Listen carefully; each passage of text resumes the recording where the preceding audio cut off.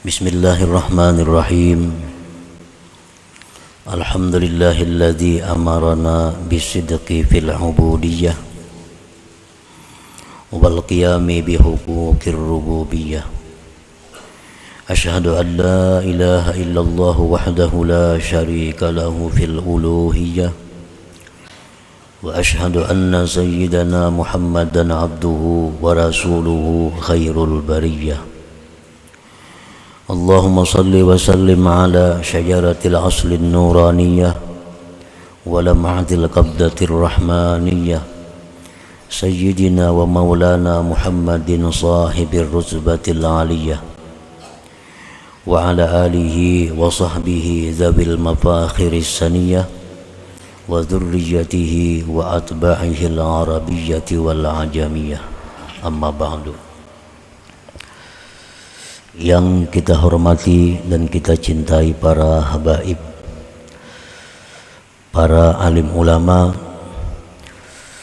para muhibbin, hadirin hadirat rahimakumullah. Alhamdulillah, puji syukur kita haturkan kehadirat Allah Subhanahu wa ta'ala, yang mana dengan taufik dan hidayah serta inayah yang diberikan kepada kita, pada malam hari ini kita dapat berkumpul bersama-sama di majelis yang penuh berkah dan rahmat ini.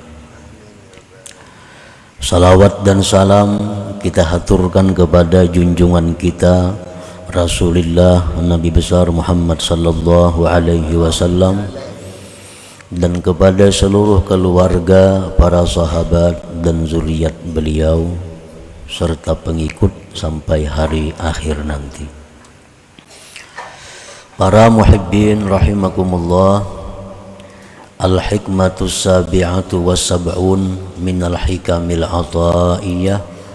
Qala al-imam Ahmad ibn Athaillah as-Sakandari rahimahullah wa nafa'ana bi ulumihi wa asrarihi.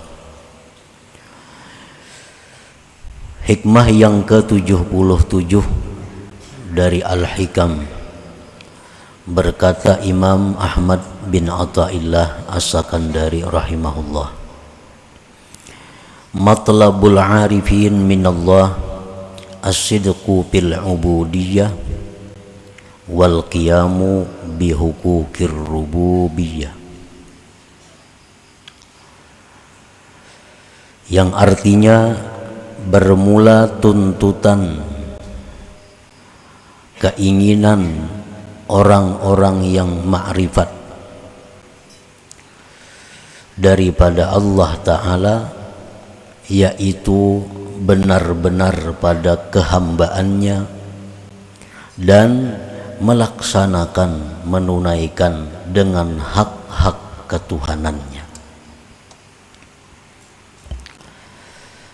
Matlubul arifin wa maqsuduhum minallahi ta'ala ayyarzuqahum as-sidqa fil ubudiyyah wal qiyama bihuquqir rububiyyah. Bermula yang dituntut oleh orang yang ma'rifat, bermula yang dikehendaki oleh orang-orang yang ma'rifat daripada Allah Ta'ala itu, bahwa Allah memberikan kepada mereka kebenaran pada kehambaan. Yang kedua, melaksanakan dengan hak-hak ketuhanan. Nah, dua perkara itu yang diminta, yang dituju, yang dituntut oleh kaum arifin kepada Allah. Yang pertama, agar diberikan Allah as-sidqu fil ubudiyyah, benar-benar menjadi hamba Allah. Dan yang kedua, mampu melaksanakan hak-hak ketuhanan yang ada pada dirinya. Nah, para muhibbin rahimakumullah, benar-benar menjadi hamba Allah itu yang pertama mereka minta. Abdullahi haqqa, hamba Allah yang sebenarnya.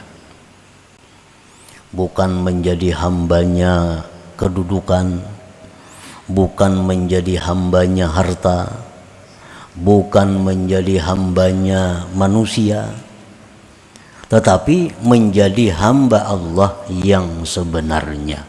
Itu yang pertama yang mereka minta kepada Allah Ta'ala. Nah, orang yang demikian itu apabila sudah benar-benar menjadi hamba Allah, maka dia hanya patuh, dia hanya taat kepada Allah. Dia hanya patuh, dia hanya taat kepada Allah. Itu orang yang benar-benar menjadi hamba Allah itu. Boleh dia taat kepada manusia asal dapat restu Allah. Boleh dia taat kepada atasannya asalkan mendapat restu dari Allah. Nah, jadi segala sesuatu sangat tergantung kepada Allah Ta'ala. Inilah orang-orang yang bujur-bujur benar-benar hamba Allah. Nah, itu yang mereka minta, menjadi hamba Allah yang sebenarnya. Dia bisa taat kepada kawannya, bisa taat kepada suaminya, bisa taat kepada istrinya, bisa taat kepada orang tuanya, bisa taat kepada atasannya. Syaratnya direstui oleh Allah. Siapapun yang memerintahkan dia, kalau tidak dapat restu dari Allah, maka dia tidak mau taat kepada orang itu. Bagaimanapun ancaman yang dia terima, kalau dia tidak taat, dia tidak akan taat kalau tidak direstui oleh Allah Subhanahu wa Ta'ala. Nah, itu maksudnya bujur-bujur menjadi hamba Allah Ta'ala. Lain hamba makhluk. Kalau orang hamba makhluk itu ini kada peduli Allah. Bila disuruh makhluk ini taat nang Allah nang katuju kanang kadaka. Bila kehendak dirinya, ada orang yang jadi hamba nafsunya. Jadi hamba nafsunya. Bila nafsunya hendak ini, nah laksanakan, kada menunggu restu Allah. Apakah Allah setuju atau kada kalau ini dilaksanakan? Nah, ini orang yang bukan hamba Allah sebenarnya. Nah, hamba Allah sebenarnya itu adalah orang yang hanya satu-satunya ditaati adalah Allah Subhanahu wa Ta'ala. Nah, itu yang mereka minta kepada Allah. Orang arifin, mereka minta kepada Allah agar benar-benar menjadi hambanya Allah. Yang kedua yang mereka minta kepada Allah, wal qiyam bihaqqi huquqir rububiyah. Mampu melaksanakan hak-hak Tuhan yang ada pada dirinya. Apa hak Tuhan yang ada pada diri kita yang mesti kita laksanakan? Satu, Tuhan itu, Allah Ta'ala itu berhak pertama dicintai. Itu ada hak Allah pada diri kita agar kita ini cinta kepada Allah. Nah, bila mana kita mampu cinta kepada Allah, berarti kita sudah melaksanakan satu hak Allah yang ada pada diri kita. Kenapa Allah itu mesti dicintai? Kenapa Allah mesti dicintai? Pertama, Allah itu adalah zat yang maha baik dengan kita. Zat yang maha baik dengan kita. Tidak ada orang sebaik Allah kepada kita.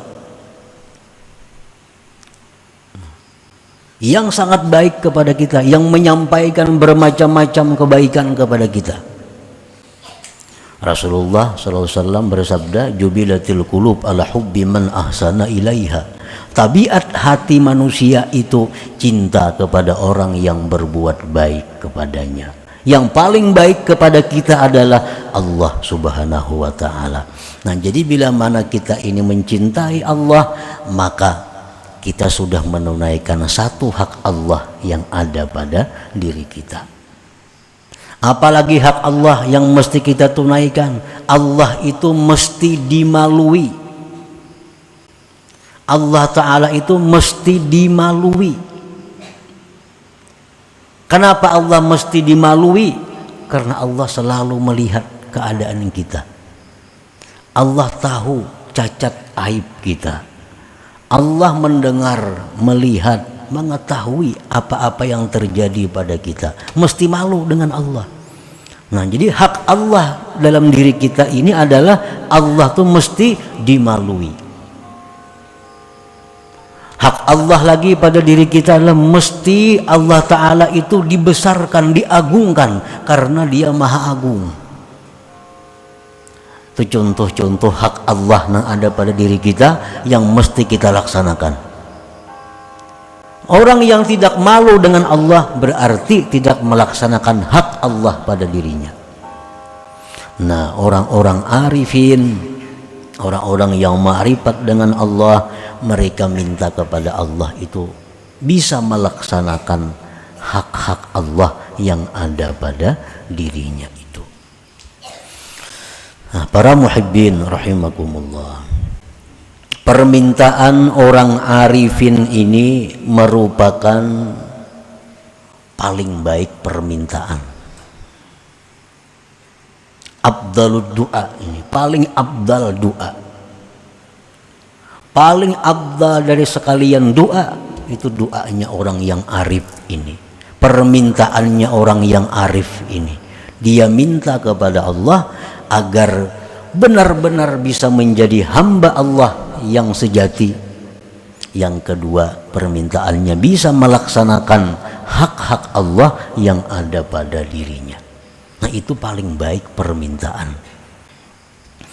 Nah, para muhibbin rahimakumullah, dari keterangan-keterangan para ulama yang telah lalu dapat kita ambil kesimpulan bahwa permintaan atau permohonan seorang hamba kepada Allah itu jadi 4 macam. Ada yang sangat jelek, ada yang jelek, ada yang baik, ada yang sangat baik. Doa yang kita mohonkan kepada Allah, ada yang sangat buruk,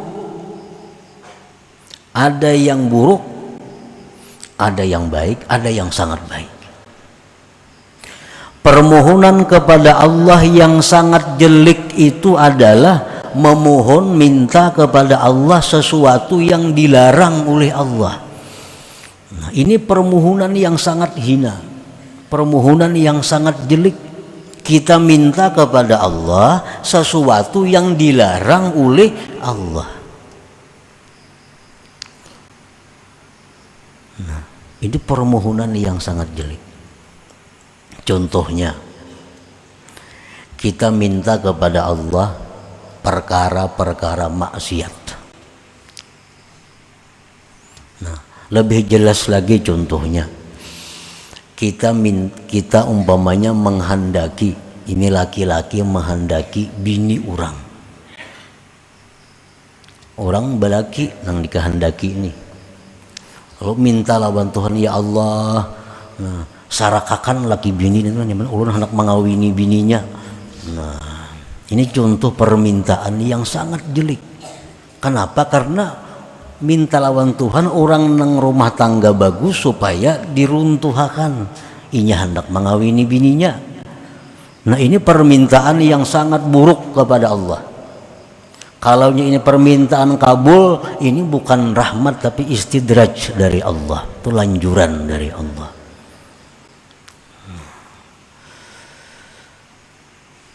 Allah melarang kita merusak orang suami istri, itu kan? Ini berdoa lawan Tuhan, minta rusak, minta hancurkan, nah, meminta sesuatu yang dilarang oleh Allah. Banyak contoh-contohnya itu. Pokoknya sesuatu yang dilarang oleh Allah jangan diminta lawan Allah, karena itu sejahat-jahat permohonan, sejahat-jahat doa.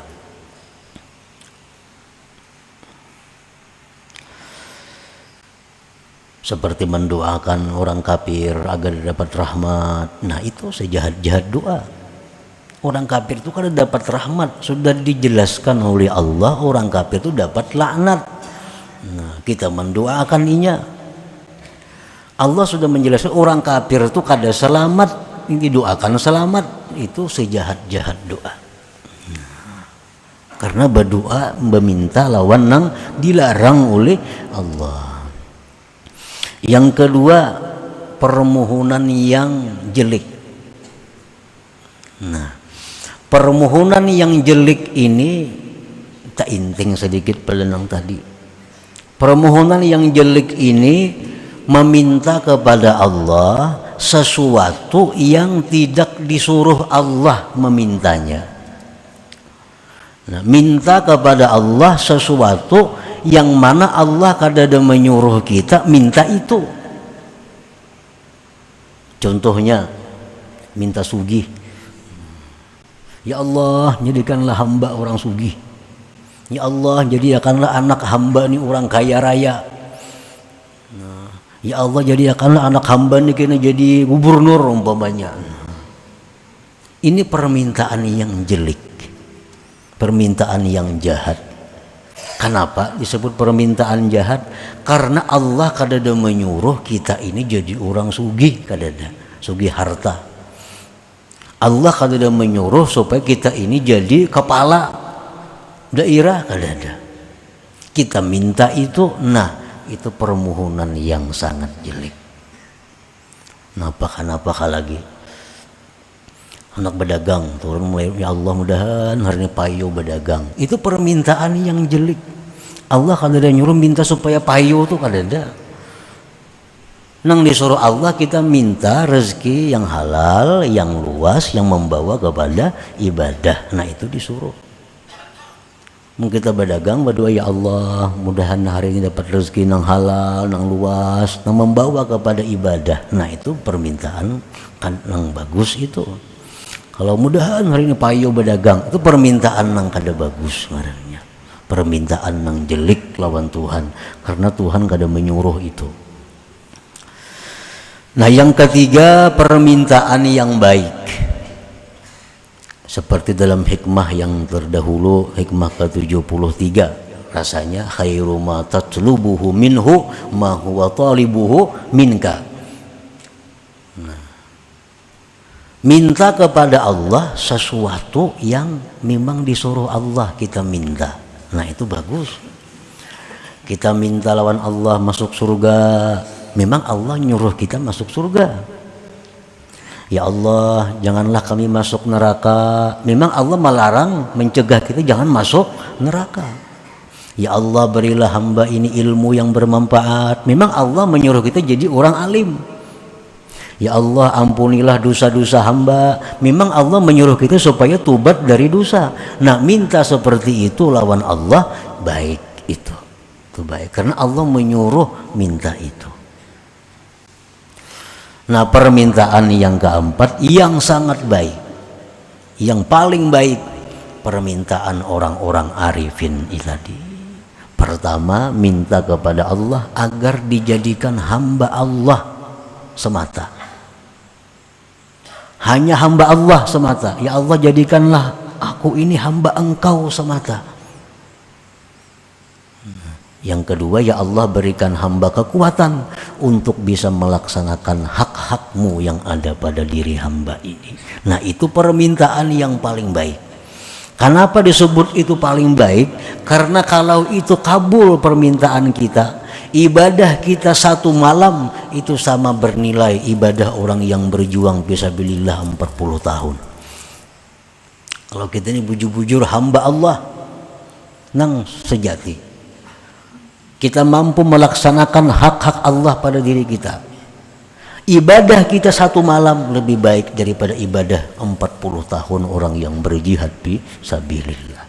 Nah maka ini permintaan yang paling baik, afdalud doa, paling afdal permintaan orang arifin tadi. Nah, para muhibbin rahimakumullah, as-sidqu fil ubudiyyah a'la minal ikhlas fil ibadah. As-sidqu fil ubudiyah, orang yang benar-benar menjadi hamba Allah, itu kedudukannya lebih tinggi daripada ikhlas, daripada orang yang ikhlas beribadah. Orang yang benar-benar menjadi hamba Allah, tidak hamba yang lain, orang ini lebih tinggi daripada orang yang ikhlas beribadah. Fakullu sidqin ikhlas walaysa kullu ikhlas sidqun. Tiap-tiap sidik itu pasti ikhlas, dan belum tentu orang ikhlas itu orang yang sidik. Falladhi ya'malu lin-najati minan nar yu'addu ikhlasan wa kadzalika man ya'malu lil jannah wa la yu'addu sidqan fil ubudiyyah li'anna fihi mahazzan li nafsihi. Orang yang beramal sembahyang, puasa supaya terhindar dari api neraka. Nah, orang ini disebut ikhlas. Itu ikhlas. Orang yang beramal, beribadah dengan harapan supaya ke surga, itu disebut ikhlas. Tapi tidak bisa disebut sidik. Nah, tidak bisa disebut benar dalam kehambaannya. Kenapa sebabnya? Karena orang yang beramal takut dengan neraka atau beramal mengharap surga, itu ada kepentingan dirinya. Ada kepentingan diri. Orang beramal supaya jangan masuk neraka, orang beramal supaya masuk surga, itu masih ada memikirkan kepentingan diri ngarannya. Orang nang bujur-bujur hamba Allah itu orang nang beramal tidak ada memikirkan kepentingan dirinya, hanya semata-mata menunaikan hak Allah Subhanahu wa ta'ala. Nah, itu nang bujur-bujur hamba Allah ngarannya. Wa inna ma sadaqa bil ubudiyyah may ya'malu imtithalan li amri aw ibtigha'a mardatillah aw hubban lillahi ta'ala aw ta'ziman li jalalihi. Hanya saja benar pada kehambaan seseorang itu orang yang beramal ibadah semata-mata menjunjung perintah Allah. Ini sembahyang kada tahu surga neraka, pokoknya aku sembahyang ini melaksanakan perintah Allah. Nah, ini orang yang bujur-bujur hamba Allah ngarannya. Atau mencari keridaan Allah. Aku sembahyang, aku puasa, aku bersedekah, kada tahu apa-apa. Nang penting aku supaya Allah senang dengan aku. Nah, ini contoh orang yang bujur-bujur hamba Allah. Au hubban lillah, aku sembahyang, aku puasa, aku ini, aku itu semata-mata karena aku cinta kepada Allah. Nah, ini contoh hamba Allah yang sebenarnya. Au ta'ziman li jalalih, atau membesarkan kebesaran Allah. Aku sembahyang, aku puasa kada tahu surga neraka. Aku sembahyang puasa karena mengagungkan Allah yang Maha Agung. Nah, itu contoh-contoh orang yang beribadah yang benar-benar hamba Allah Subhanahu wa ta'ala. Nah, nang macam itu nang diminta oleh orang arifin kepada Allah Subhanahu wa ta'ala. Nah, para muhibbin rahimakumullah. Auhallah ila Daud alaihi salam anna awaddal awidda ilayya man abadani bighairi nawal walakin liyu'tiyar rububiyyata haqqaha. Allah Ta'ala berwahyu kepada Nabi Daud alaihi salam bahwa kekasih yang paling terkasih, ujar Tuhan, kekasihku yang paling terkasih adalah orang yang beribadah kepada aku tanpa mencari upah, tetapi dia beribadah kepadaku hanya untuk menunaikan hak ketuhanan yang ada pada dirinya. Ini bujur-bujur orang yang dikasihi Allah Subhanahu wa ta'ala. Inya beribadah semata-mata menunaikan hak Tuhan. Kenapa ikam sembahyang beratus rakaat, beribu rakaat, aku cinta lawan Allah Ta'ala. Nah seperti itu. Aku senang dengan Allah Ta'ala. Ini kadang memikirkan upahnya, kadang memikirkan balasannya, tapi yang dipikirkannya adalah ungkapan cintanya kepada Allah dengan ibadah itu. Wa fiz zabur, tersebut dalam zabur, man azlamu mimman abadani li jannatin aw narin law lam akhluq jannatan wala nara alam akun ahlan an uta. Tersebut di dalam zabur, tidak ada orang, ujar Tuhan, yang lebih zalim daripada orang yang beribadat kepadaku mengharapkan surga atau terhindar dari neraka. Tidak ada orang yang lebih zalim daripada orang yang beribadah kepadaku mengharapkan surga atau neraka. Jikalau aku tidak menciptakan surga, jikalau aku tidak menciptakan neraka, apakah aku ini tidak patut untuk disembah?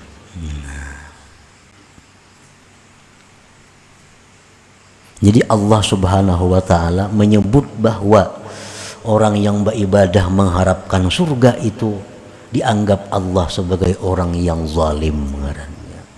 Zalim itu macam-macam tingkatannya. Tingkatan yang paling tinggi syirik kepada Allah, itu zalim paling besar. Yang halus-halus tuh banyak juga ngarannya zalim itu. Nah Allah menyebut orang yang beribadah kepada Allah mengharap karena surga itu dianggap Tuhan zalim. Sebab apa? Ujar Tuhan jakanya kadaku ulah surga amun disembahnya aku. Nah orang-orang yang bujur-bujur hamba Allah itu kadang mau macam itu. Nah itu yang diminta oleh orang-orang arifin tadi.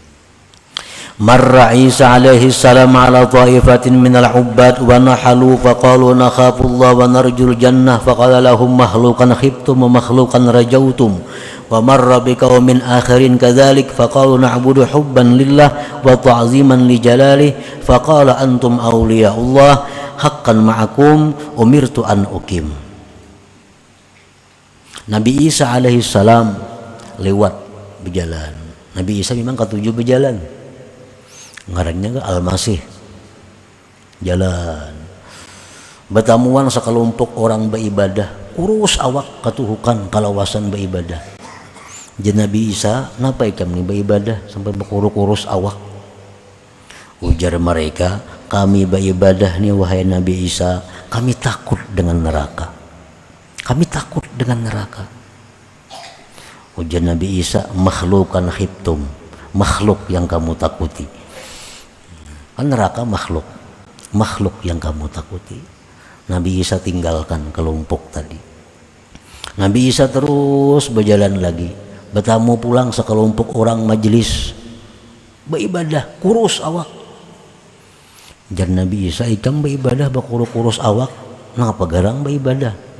Kami hendak ke surga bang mati.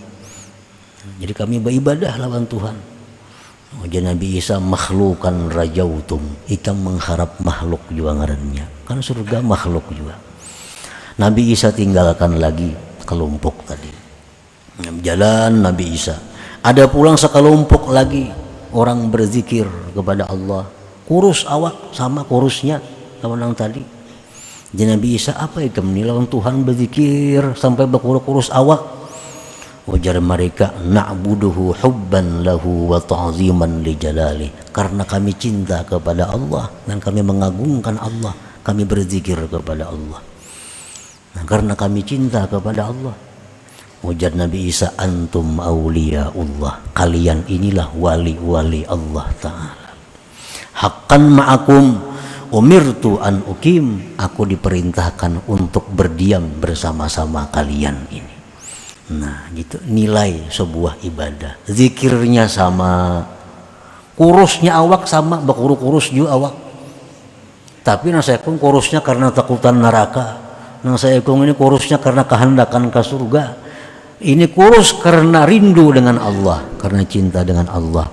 Itulah aulia Allah, kekasihnya Allah subhanahu wa ta'ala. Dengan itu Nabi Isa disuruh bergabung, berkumpul dengan mereka itu. Nah, para muhibbin rahimakumullah, qala Abu Hazim rahimahullah, inni la astahi an a'buda li thawab wal iqab fa akunu kal abdi su illam yakhaf lam ya'mal wa kal ajiri su illam yu'ta lam ya'mal. Abu Hazim rahimahullah berkata, aku sungguh malu bahwa aku beribadah mengharap pahala atau takut daripada siksa. Maka jadilah aku seperti budak yang jahat, jika tidak takut tidak beramal. Jika kada takut kada beramal.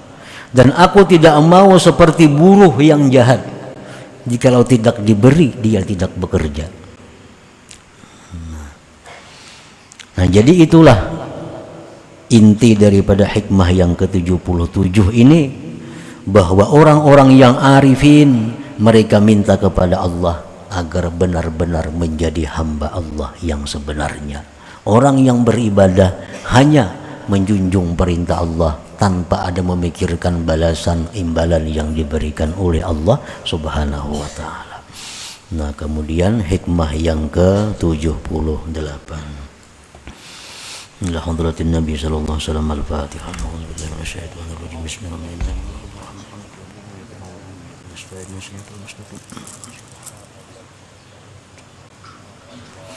Ya Allah biha, ya Allah biha, Allah bihusnil khatimah. Ya Allah biha, ya Allah biha, ya Allah bihusnil khatimah.